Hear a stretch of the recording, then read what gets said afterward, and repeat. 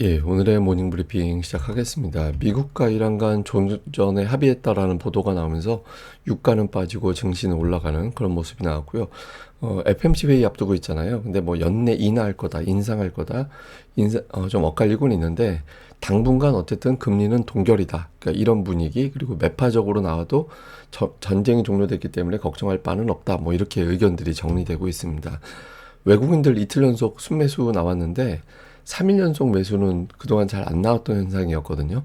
뭐 오늘 장에서도 매수가 나오는지, 그리고 어제 같은 경우는 대형주에 집중하다 보니까 코스닥은 좀 눌렸었는데 코스닥이 올라가면서 1050포인트 돌파하는지, 이 점도 상당히 중요한 변수가 될 것 같습니다.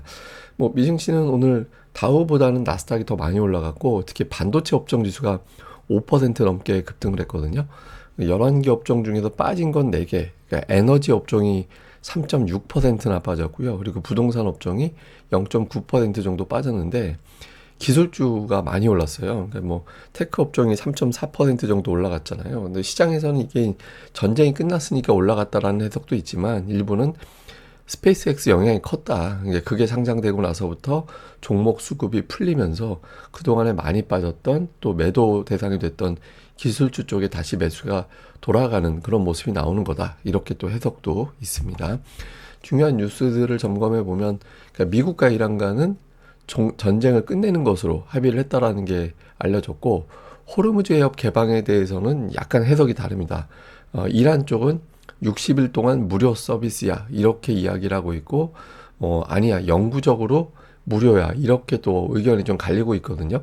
근데 어쨌든 전자서명은 이미 완료가 됐다라는 거예요. 그러니까 19일에 서명식을 거행을 하는데 양측의 전자서명은 이미 끝났다. 그리고 이제 트럼프 대통령과 벤스 부통령은 모두 통행료 없는 개방이 있다라고 이야기를 하고 있거든요. 벤스 같은 경우는 장기적으로 통행료 없다라고 이렇게 이야기를 하고 있습니다. 근데 여전히 좀 의견이 갈립니다. 일부에서는 어떤 주장이 있냐면 저게 통행료라고 얘기를 하고 있는데 이란 쪽에서는 통행료는 없고 수수료, 약간 소량의 수수료 정도는 이후에 부과할 거다. 그러니까 이런 이야기는 계속 하고 있거든요. 그래서 이게 완벽한 무료인지 여부에 대해서는 이후에 좀 그 내용을 좀 확인해야 될 것 같다. 이런 주장이 있고요. 또 하나는 깔끔하진 않을 거다. 그러니까 여전히 이스라엘이 뭔가를 좀 벌일 것 같고 이란의 강경파가 어떻게 받아들일지는 모르겠고, 그리고 핵 문제는 지금 협상이 끝난 게 아니잖아요. 그러니까 핵 협상하는 과정에서 여전히 변수가 나올 수는 있다. 뭐 이런 식의 어떤 주장은 있습니다. 근데 어쨌든 전쟁을 끝내기로 양쪽에서 이제 합의를 했기 때문에 당장은 유가 상승, 증시 하락, 이런 흐름이 나오고 있는 거죠.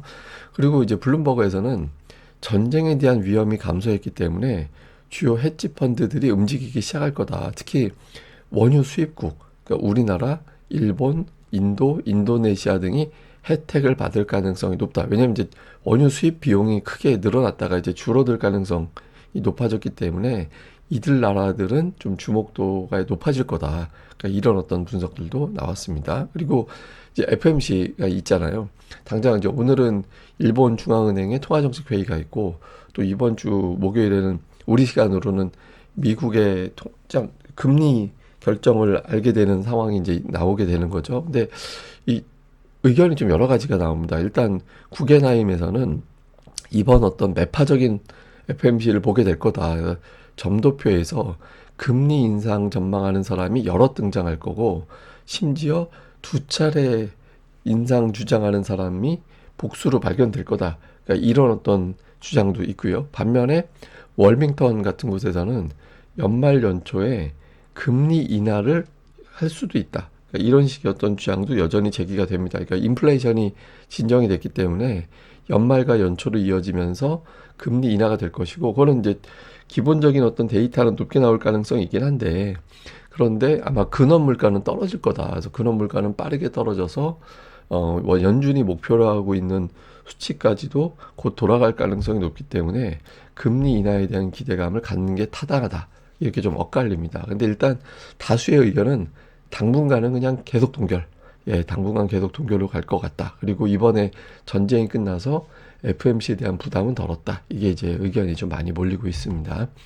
그다음에 이제 유가가 되게 중요하잖아요. 국제유가 오늘 장중한 때 $80 밑으로까지 내려갔었거든요. 그러니까 $79 후반까지 내려가는 이제 그런 움직임이 있긴 했었는데 어쨌든 4% 넘게 빠지면서 WTI가 81달러 정도까지 내려갔는데 다만 이게 70달러대까지 내려가야 이제 투자자들이 완전히 전쟁이 끝난 걸로 인정하게 되는 거거든요. 근데 아직까지는 이제 뭐 문구를 좀 봐야 된다.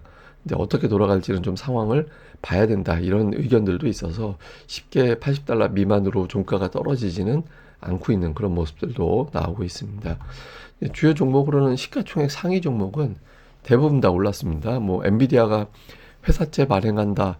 이제 250억 달러 발행을 하는데 자금이 우리가 돈 빌려줄게 라고 이제 몰려든 자금이 850억 달러나 몰렸다라는 거예요. 그래서 그 원래는 회사채 발행하면 주가가 빠지는 경우도 많이 있는데 이번에는 이제 주가가 오히려 올라간 게 AI에 대한 기대감이 다시 복원이 됐다.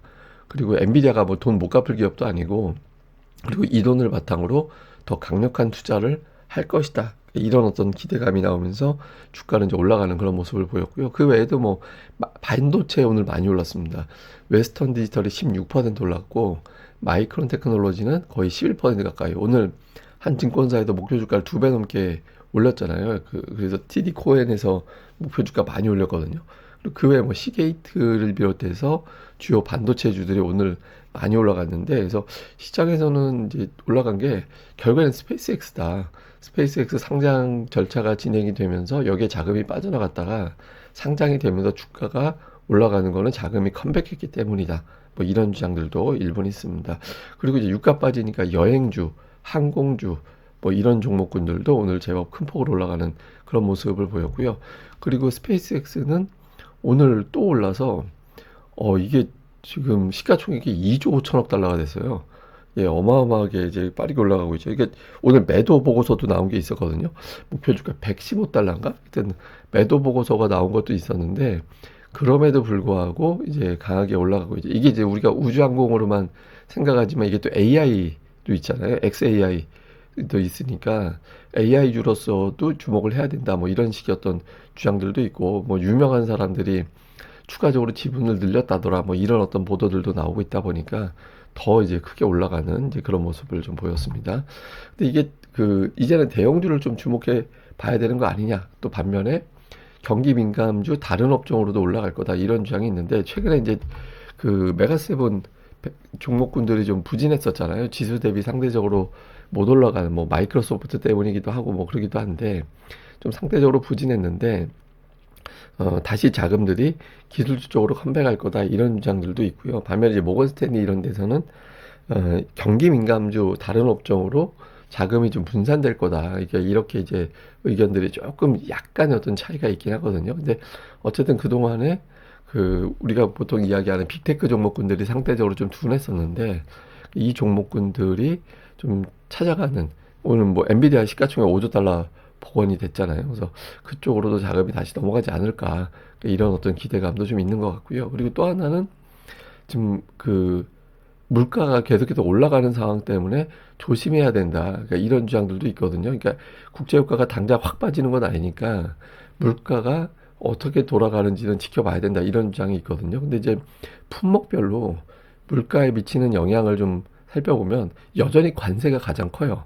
예, 관세가 가장 큰 영향을 주는 그런 상황이었고, 그 다음에는 이제 에너지, 다음에 이제 뭐 메모리 같은 어떤 IT 관련된 영향력 이런 것들이 좀 있거든요. 근데 이게 아마 일부에서는 골드만삭스 이제 차트입니다만 일부에서는 이게 계속 떨어지기 시작할 거다. 당분간은 영향이 있긴 하지만 당분간 떨어져서 내년 정도 되면은 거의 완화가 돼서 이제 영향력은 떨어질 거다 이렇게 보는 건데 이 차트에서 느껴지는 게 뭐냐면 관세하고 에너지 영향이 되게 커요.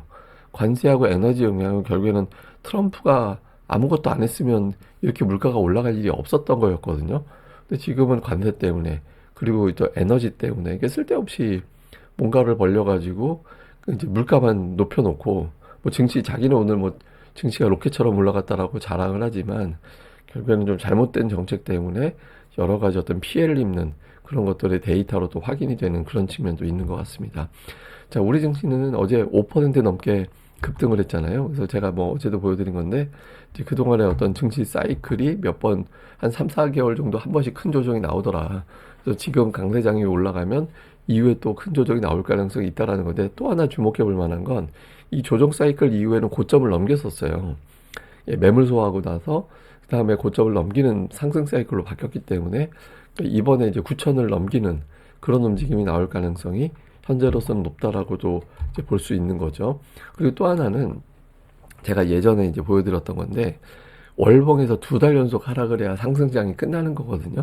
예, 근데 보시면 이번에 2025년 이후에 올라가는 과정에서 한 번 하락하면 그 다음 달 아주 세게 올리는 그런 현상이 나왔었잖아요. 그래서 지금은 하락장으로 바뀐다라고 생각할 필요가 없다. 예전에 이제 강세장이 끝날 때 보면은 그러니까 2달 연속해서 하락, 예, 2달 연속해서 하락하는 그런 현상이 나올 때 상승장이 끝났구나, 이 신호로 보거든요. 근데 지금은 주봉으로도 그렇고 월봉으로도 그렇고 이번 강세장이 끝났다라는 조짐은 없고 매물 소화하고 다시 올라가는 그런 형태로 이제 나오고 있어서 시황도 시황이지만 이제 종목들 변화에 집중해야 되는 게 맞다, 이렇게 보면은 될 것 같고요. 그래서 결국에는 이제 이게 왜 2달 연속 하락이 나오면 안 좋고 그 아니면 이제 계속 좋다, 이렇게 가늠을 하냐면, 상승장에서의 투자 심리는 모든 조정은 기회다, 이렇게 보거든요. 그러니까 그 조정이 심지어 한 달 동안 조정이 나왔어. 그러면 굉장히 찬스를 보는 게 정상입니다.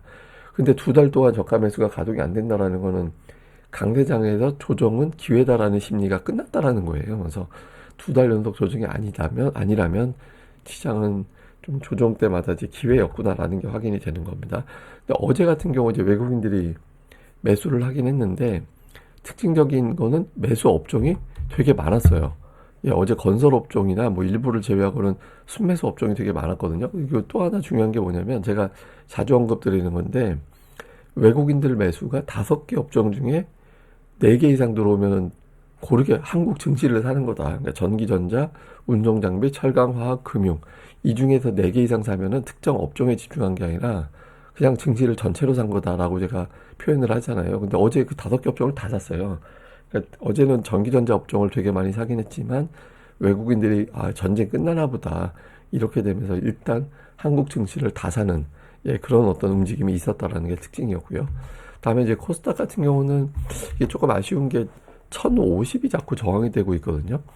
기존에는 1050이 지지선이었잖아요. 근데 지지선이 저항으로 바뀌는 게 썩 좋은 흐름은 아니죠. 그러니까 오늘 장에서 종가 기준으로 1050을 넘길 수 있느냐, 이게 되게 중요합니다. 이게 자꾸 저항이 반복되면 그 다음부터는 그 저항에서 나오는 매도 물량은 늘어나게 되거든요. 그래서 오늘 1050 돌파하는지 이게 중요하고, 어제 같은 경우는 업종별 등락을 보면 코스닥에서 상승한 업종이 더 많긴 했는데, 기계, 뭐 의료 정밀, 전기전자, 이쪽에 그러니까 이쪽 업종이 하락을 했잖아요. 근데 이제 이 업종의 특징이 뭐냐면, 이 업종들이 그 반도체 쪽이 많이 포함이 되어 있는, 그러니까 반도체 관련 종목군들이 저기 안에 다 들어가 있어요. 그래서 어제 뭐 전기전자도 좀 어정쩡하게 가고, 의료 정밀 기계에도 저기 또 반도체 종목이 저게 들어가 있는 게 있거든요. 기계는 뭐 당연히 반도체 플러스 로봇이 해당되는 업종이고, 그러니까 어제 증시의 발목을 잡았던 거는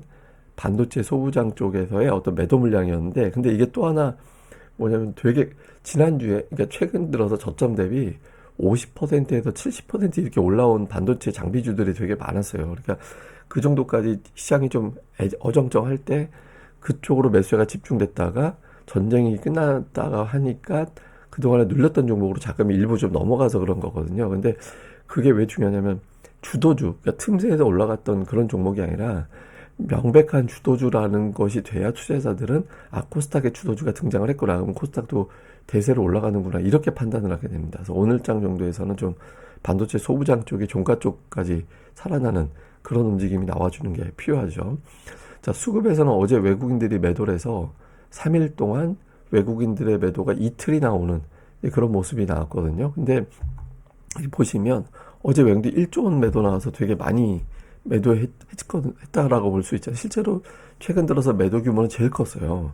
그러니까 7천억 정도가 매도 많이 하는 거였는데 어제 1조 원 넘게 팔았으니까 매도가 되게 많이 나온 거긴 하거든요.